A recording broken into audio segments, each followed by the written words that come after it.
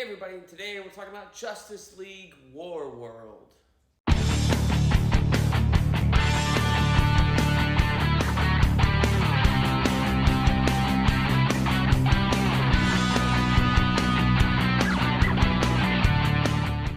Hey everybody, welcome back to BK's Bullets. As always, I'm your host, Brent, and today we're talking about Justice League Warworld, the animated movie. Yes, this has been out for a couple of weeks. It'll probably be on Max in a month and a half or so.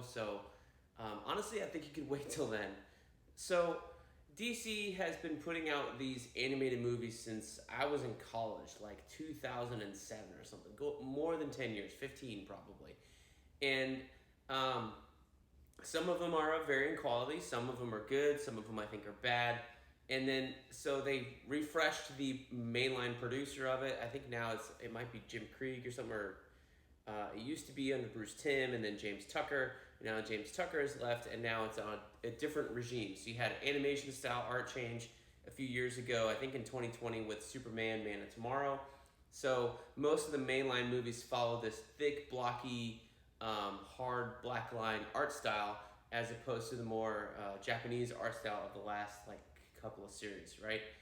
That ended with Justice League Dark, what was it, Endgame or something like that? Apocalypse. Justice League Dark Apocalypse was the last of that continuity. Then we have a new one. So this new continuity has had a couple of movies.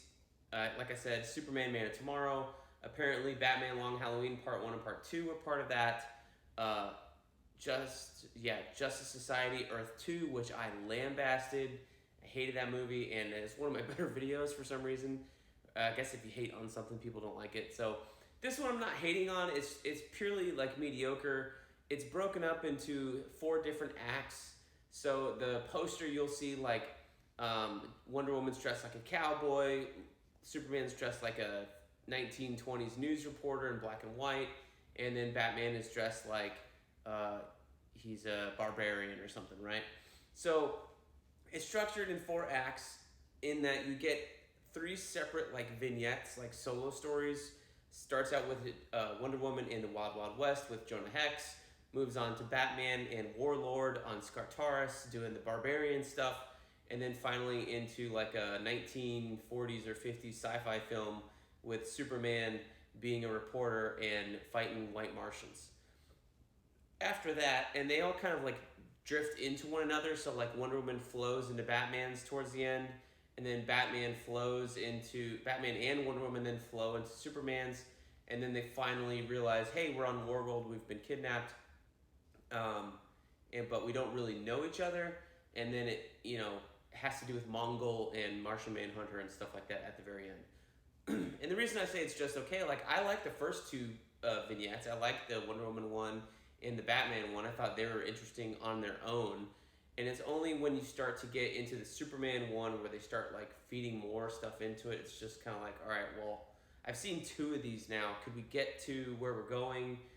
Because the Superman one is probably the least interesting, honestly, because it's all stuff you've seen before. Anything Wild Wild West and cartoons I'm interested in. The Warlord stuff, I've always liked that concept, and they've done a couple of shorts in the past of that animated character. So the 1950s one is just kind of tiring. And then by the time you get to the Warworld stuff, when they're waking up, it's just all right, yeah, it's kind of standard. We've seen this. There's nothing new added here. I thought the design for Mongol was very bizarre.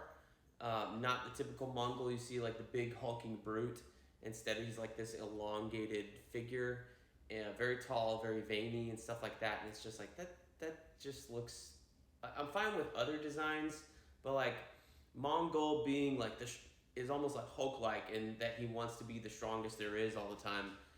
Is very basic to his character. So when you change that, it feels off, and I think that's what's I'm having a reaction against to here. So, they defeat everything, and then it kind of ends on a cliffhanger that's supposed to lead into their next animated film, which is supposed to be Crisis on Infinite Earths.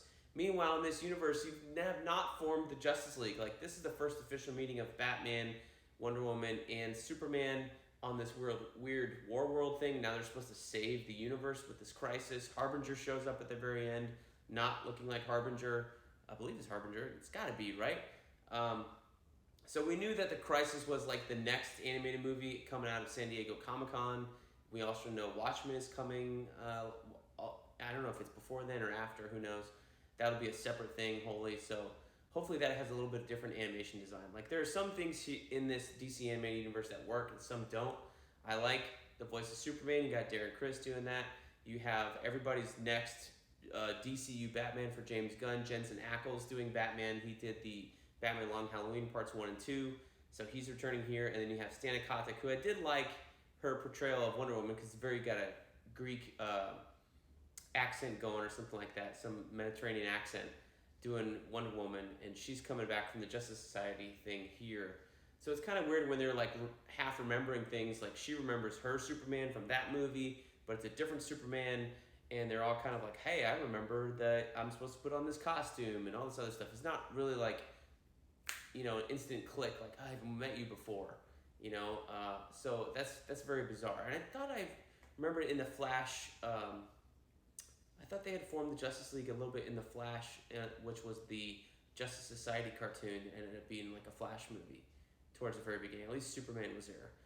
Martian Manhunter we've met before in the Green Lantern Beware My Power movie, so that's the same designer and voice actor from there. I think they did an okay job there, but it's just kind of some weird, like that last fourth is just is very strange. You know, it's like an hour and a half movie, so you get 20 minutes, 20 minutes, 20 minutes for those 3 alternate universe whatever vignettes, and then another 20 for the last act, and it's just like that's kind of where it all falls apart because it's, I guess they're trying to build to something, and you spent, you know, 3/4 of the movie, 75% of the movie not building to anything, and then all of a sudden when everything is like, oh, back to normal, you're supposed to do all this build up and the climax and resolution, and then another build up for this cliffhanger also.